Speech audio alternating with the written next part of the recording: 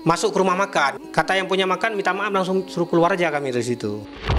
Baunya tadi terganggu orang-orang lain yang makan, jadi saya beli nasi bungkus.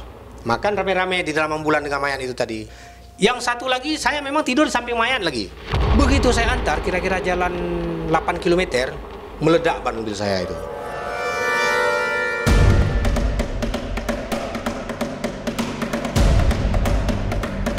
Tidak banyak yang berani menjadi pengantar jenazah. Inilah profesi yang sangat dekat dengan mayat, bahkan ketika jasad baru saja ditinggalkan oleh ruhnya.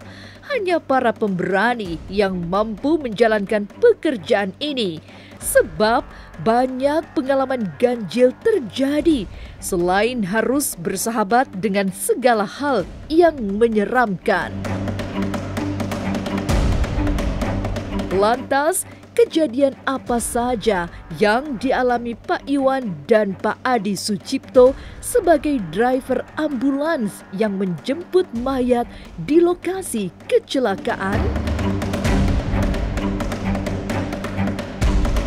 Jangan lupa subscribe, like, share, dan komen agar tak ada yang terasa ganjil di sekitar Anda.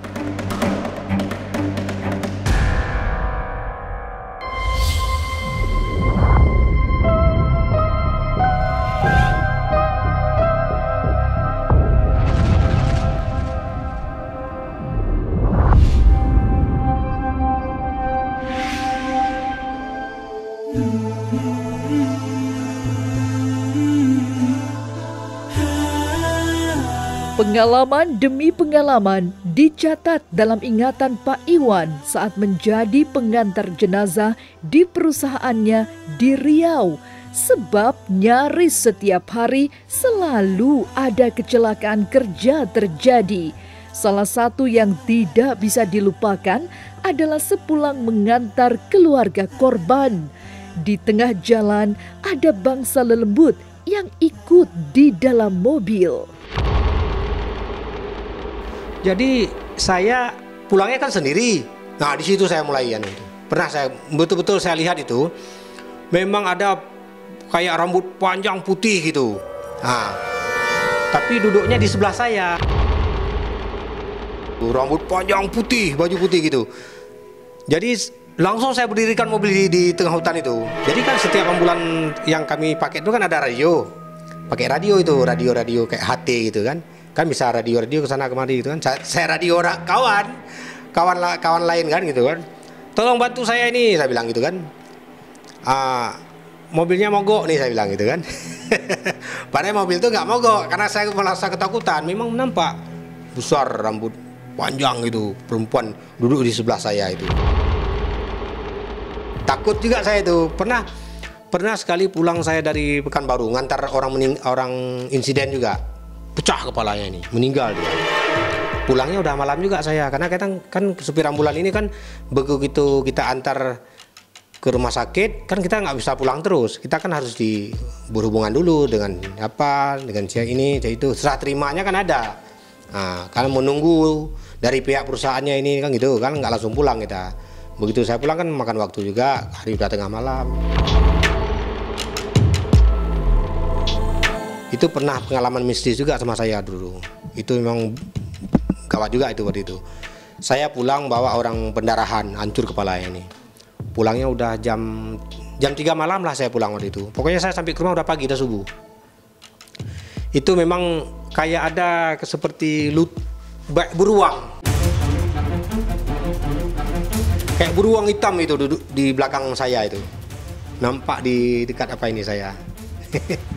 Lalu saya langsung masuk ke warung-warung aja, takut saya.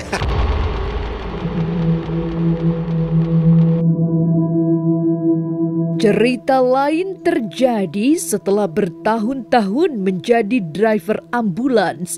Saat itu, ia baru pulang mengantar jenazah korban kecelakaan kerja, lalu istirahat. Tapi tengah malam ada lagi mayat yang harus diangkut.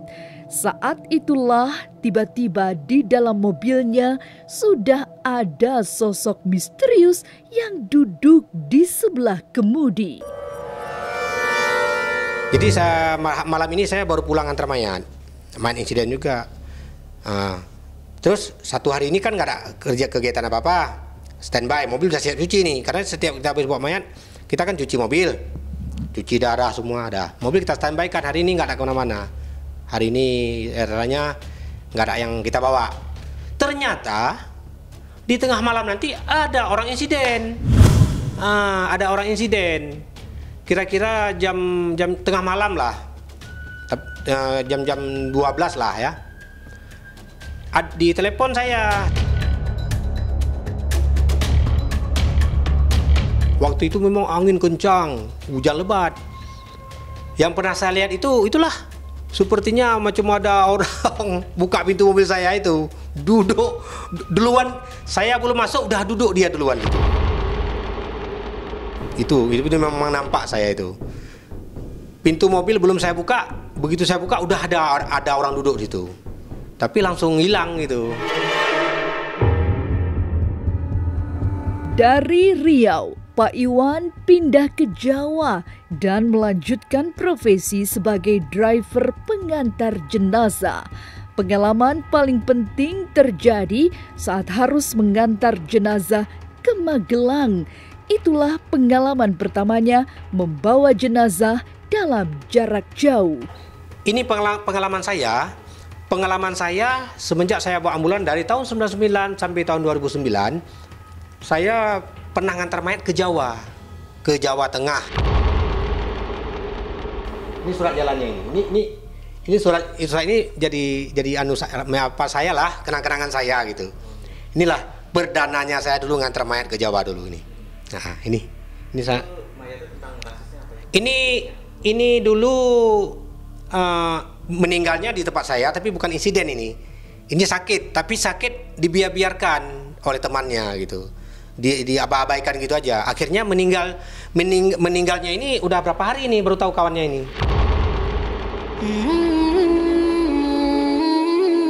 Menjadi pengantar jenazah rupanya tidak melulu berurusan dengan hantu.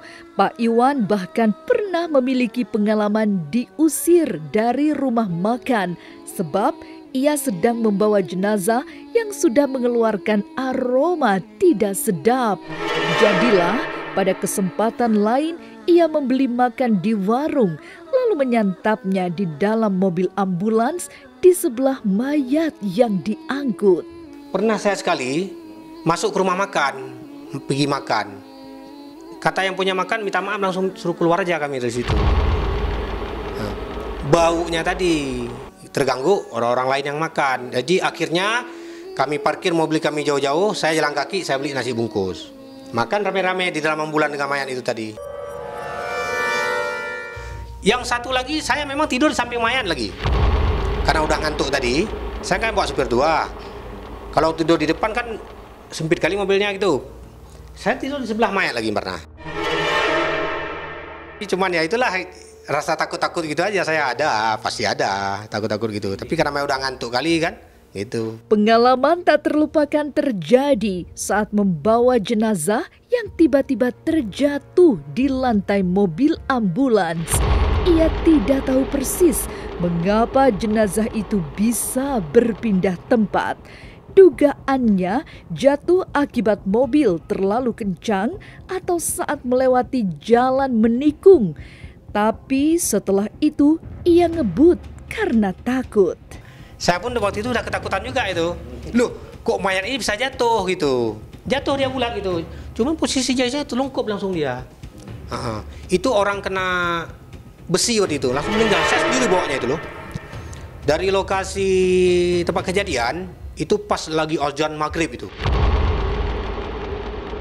Itu sendiri langsung saya bawa ke rumah sakit itu. Langsung saya berdua mayat aja toh, nggak ada siapa-siapa pun, satu orang pun. Nah, kalaupun ada orang kan mungkin bisa dipegang ya di belakang. Ini nggak ada. Langsung saya ngebut bawa mobil, kencang sekencang-kencangnya saya bawa mobil tuh. Tahu-tahu sampai ke rumah sakit, mayat itu dari bawah telungkup dia. Itu saya pernah juga pengalaman saya itu. Takut juga saya itu. Pikir apa nih Mak ini? Saya berpikir, oh mungkin ini karena jalan gelombang, atau kemiringan mobil, atau tekongan, ataupun mungkin saya terlalu kencang gitu kan. Dari banyak peristiwa misterius yang dialami Pak Iwan, ada satu yang membuatnya menangis. Kejadiannya sudah sangat lampau, tapi tak akan hilang dalam ingatannya. Tapi ada juga pengalaman saya, itu yang membuat saya memang waktu itu menangis saya. Ada orang insiden, kecelakaan kayu, jatuh. Jadi saya bawa ke Pak Mantri saya, disuruh bawa ke rumah sakit umum yang terdekat.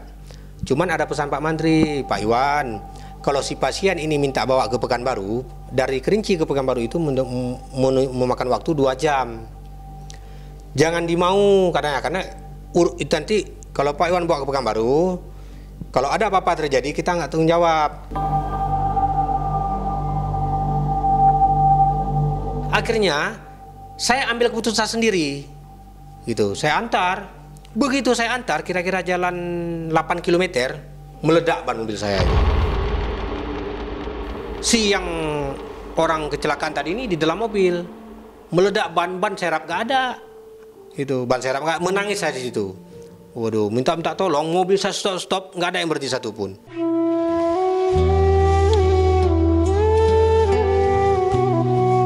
Puluhan tahun menjadi pengantar jenazah, sangat banyak peristiwa mistik dialami Pak Iwan. Meski kadang takut, tapi profesi ini sudah melekat dalam hidupnya. Tapi bagaimana dengan Pak Adi Sucipto? Peristiwa seram apa saja yang dialaminya sebagai supir ambulans? Ada aja sih, namanya kita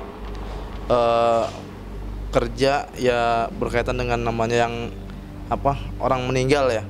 Kalau orang meninggal kan kadang ada dikaitkan dengan mistis atau yang gimana, apalagi yang kita angkut atau antar kebanyakan kan jenazah-jenazah yang meninggal yang tidak wajar gitu kan.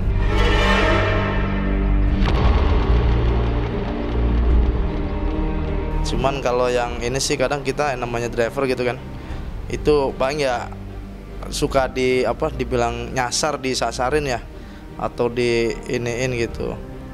Paling kadang kayak macam bau-bau wangi atau bau yang nggak sedap gitu, tahu-tahu bau aja sereng gitu kan.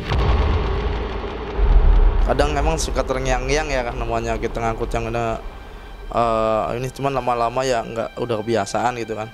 Cuman kalau yang paling kesan ya itu, paling kita kalau namanya di jalan, kita pulang sendiri gitu kan, kadang ya ada rasa gimana, tapi ya kita iniin aja gitu kan.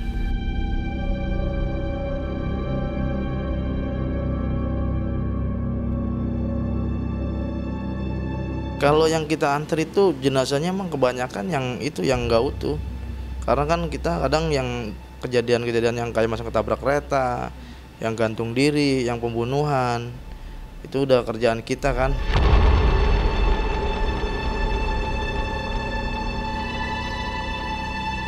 Peristiwa mistik yang paling sering dialami Adi Sucipto adalah diikuti oleh rusi jenazah atau pada keerep-erep saat sedang tidur. Jika hanya keranda yang berbunyi klotak-kletek, sudah tak terhitung dialami Adi Sucipto yang dianggap sebagai kode dari si mayat yang ingin mengucapkan salam perpisahan setelah diantar pulang. Ya, kalau keranda ya itu kadang ya bunyi apa gimana, klotek-klotek gitu kan. Ya paling ya kita dari depan kita teriak aja, udah gua anterin lo, udah sono pulang gitu aja udah. Ya itu dengan mungkin intinya mau bilang ngucapin terima kasih atau gimana kan kita nggak tahu, cuman ya udah kita anterin, udah di sana kampungnya, udah kita mau pulang, udah ntar nggak ada lagi.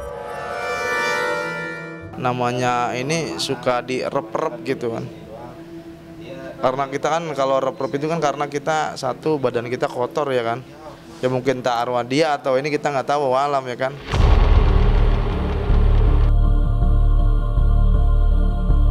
Dalam perjalanan Adi Sucipto sebagai pengantar jenazah, sudah sangat lumrah jika harus berdekatan dengan rasa takut. Tapi ada satu peristiwa yang sangat menyeramkan saat tiba-tiba saja mobilnya mogok di tempat angker yang warga sekitar tak berani membantu. Kalau serem sih yang selama ini kejadian di tahun 2007 tuh. Kita habis nganter ke daerah Maja kalau nggak salah. Kebetulan yang diantar itu meninggalnya bunuh diri gitu, gantung diri gitu. Ya sulit dilupakan itu.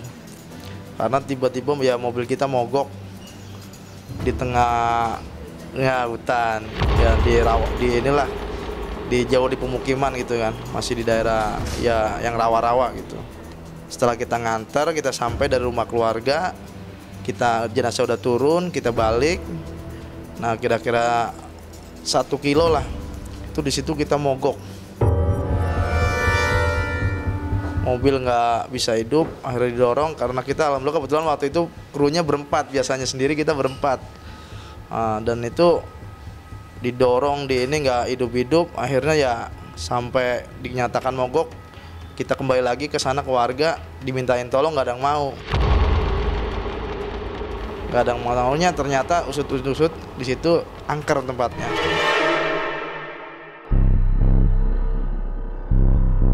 Profesi sebagai supir ambulans yang pekerjaannya mengantar jenazah memang bukan profesi yang mudah. Banyak peristiwa misterius terjadi selain harus mampu mengalahkan rasa takut. Tapi itulah yang dijalani sepanjang puluhan tahun oleh Pak Adi Sucipto dan Pak Iwan.